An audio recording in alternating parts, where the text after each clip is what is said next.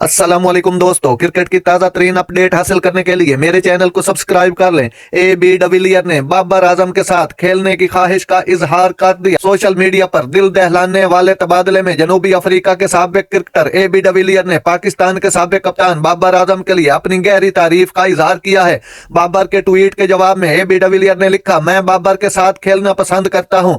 बाबर ने स्पेस पर बात करते हुए कहा था, AB डिविलियर उनके पसंदीदा क्रिकेटर में से एक हैं और उन्होंने जनूबी अफ्रीका के लेजेंड को अपना ख्वाब बैटिंग पार्टनर करार दे दिया। डिविलियर का एतराफ न सिर्फ खिलाड़ियों के दरमियान एहतराम को उजागर करता है बल्कि बाबर आजम क्रिकेट टैलेंट के आलमी अपील को भी तकवीत देता है। AB डिविलियर ने बाबर आजम के लिए जिस तारीफ का इजहार किया वो बैनुल कवामी क्रिकेट में बाबर आजम के कद का मुंह बोलता सबूत है। बाबर ने मुसलसल अपनी बल्लेबाजी की महारत और कायदाना सलाहियतों से मुजाहरा किया, क्रिकेट के लेजेंड्स और हम असरों से यकसां तारीफें हासिल की। नाजरीन, ऐसी बार वक्त खबरें सुनने के लिए मेरे चैनल को सब्सक्राइब कर लें। अल्लाह हाफिज।